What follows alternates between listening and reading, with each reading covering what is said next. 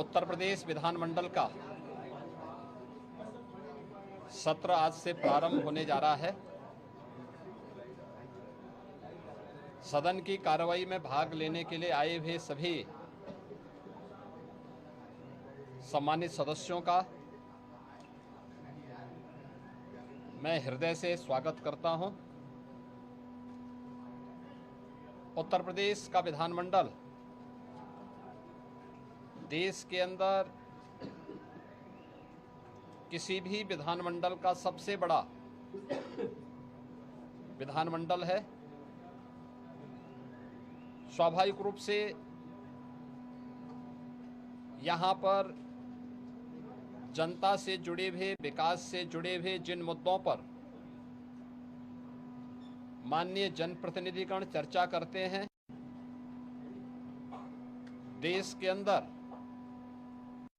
वह एक नजीर के रूप में देखी जाती है। पिछले 8-8.5 वर्ष के अंदर उत्तर प्रदेश विधानमंडल ने अनेक उपलब्धियां हासिल की हैं।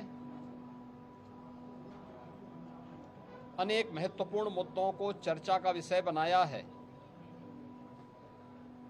जनता से जुड़े हुए मुद्दों पर सार्थक चर्चा को आगे बढ़ाने का काम किया है। और इस बार का सत्र भी काफी महत्वपूर्ण सत्र है। इसमें जनता से जुड़े हुए मुद्दों को लेकर 25 करोड़ की आबादी की आकांक्षाओं को पूरा करने के उद्देश्य से विधायिका की भूमिका किस रूप में आगे बढ़ती है, इन सब पर बहुत महत्वपूर्ण एजेंडे के साथ हम लोग इस सत्र में, यहाँ पर मानसून सत्र में यहाँ पर उपस्थित हुए हैं। आज से सत्र प्रारंभ होगा, तो सत्र प्रारंभ होने के साथ ही क्वेश्चन आवर, जिसमें माननीय सदस्यों के द्वारा जनता से जुड़े हुए महत्वपूर्ण मुद्दों को प्रश्न पूछे जाएंगे। 0 आवर में अपनी बातों को रखा जाएगा और सरकार की तरफ से उन सब का एक सार्थक जवाब भी उपलब्ध करवाया जाएगा। इसके साथ ही अन्य महत्वपूर्ण मुद्दों पर मानसून सत्र है, तो स्वाभाविक रूप से बाढ़ से वे मुद्दे भी उठ सकते हैं। इसके अलावा अत्यधिक बारिश के कारण जल जमाव से जुड़े हुए मुद्दे भी उठेंगे। सरकार के स्तर पर क्या कार्रवाई हो रही है, स्वास्थ्य से, शिक्षा से जुड़े हुए मुद्दों पर सरकार ने पिछले 8-8.5 वर्ष के अंदर जो कुछ भी किया है, इन सब मुद्दों पर भी परिचर्चा होगी। यह सत्र इस बार का इसलिए भी महत्वपूर्ण होगा कि आदरणीय प्रधानमंत्री जी की प्रेरणा से देश की स्वाधीनता दिवस का अमृत काल का यह तीसरा वर्ष है। और इस तीसरे वर्ष में यद्यपि प्रधानमंत्री जी ने देश की स्वाधीनता दिवस के अवसर पर पूरे देशवासियों को विकसित भारत के साथ जुड़ने का आह्वान किया था। विकसित भारत, विकसित उत्तर प्रदेश, आत्मनिर्भर भारत, आत्मनिर्भर उत्तर प्रदेश। विकसित उत्तर प्रदेश और आत्मनिर्भर उत्तर प्रदेश के लिए सरकार का और उत्तर प्रदेश वासियों का विजन क्या है, पहली बार देश के किसी सदन में इस मुद्दे पर चर्चा होगी।